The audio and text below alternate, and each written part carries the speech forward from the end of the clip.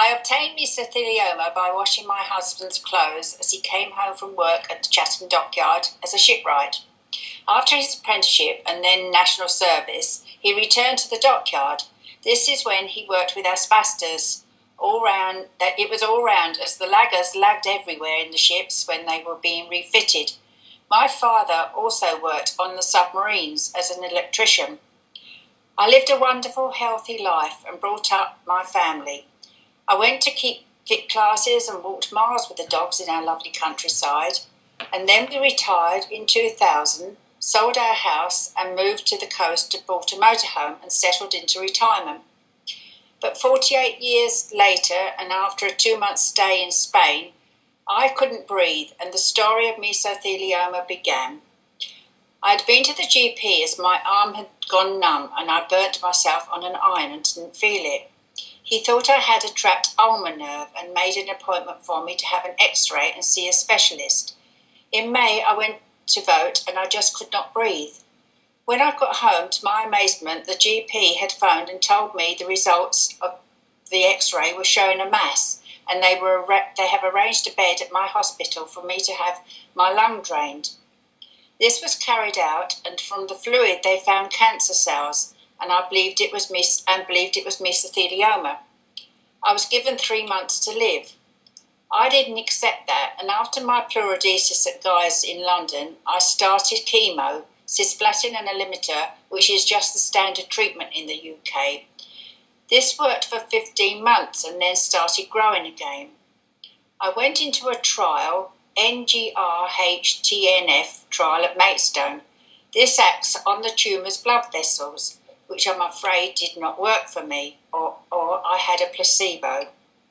2 sessions of cisplatin and a limiter, I became allergic, but it did work, and we had stable again for a while when growth was found on my next scan.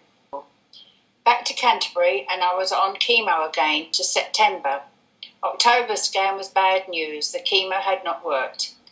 A scan every 3 months, though, was showing the growth of 2 millimetres every 3 months, and I wasn't happy. I got right behind the Saatchi bill and worked with Lord Saatchi and the doctors and was on the committee when it was launched in the House of Commons. I had a doctor's advice to go to the Royal Marsden and I asked my oncologist and she referred me. I'm now on a phase 1 trial. It isn't for meso, just for meso, but this trial, MK3475, is a drug being tested as it blocks the interaction of a substance called PDL1 with PD inhibitor.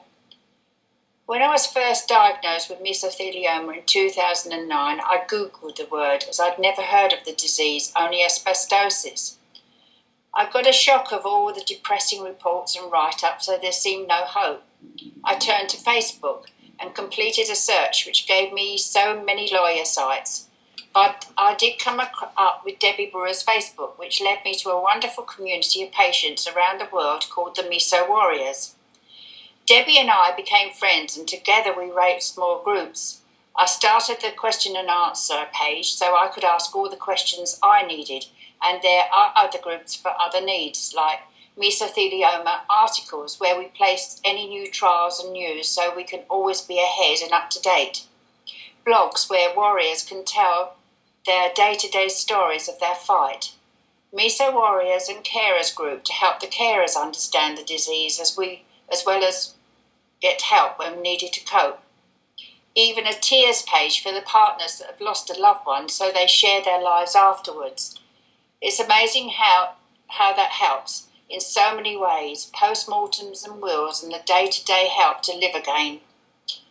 This has all become so successful that the world has joined in and we have members from America, Australia and many other countries. We learn from each other how the world copes with the disease. Also, we fight for the ban of asbestos and how to cope with it in buildings. Take 5 Stay Alive campaign is run by British Lung Foundation and I made a video for them and became their centrefold. I'm just an ordinary woman who married at 19 and washed my washing. I didn't know the powder on Ray's clothes was anything other than dust brought home from work. I shook his clothes and then put them in the washing machine, and 48 years later I find I have mesothelioma and a death sentence of 3 months. I thought that by having chemo, and now my last chance is MK3475, which is an immune therapy treatment, which is shrinking my disease very fast, which they are shocked at that, and they've now got to find out why it's shrinking so fast, why it's working on me through my DNA. But because for how long this will go on, no one knows at this point. I fight on for the future and all our meso warriors, past and present. Suffering from mesothelioma, my answer would be we should take all asbestos out of our lives, or the closest to zero that could be humanly achieved. There is no data statistically as to the amount of fibres breathed in over time that can be medically proved to not cause the disease or cause it.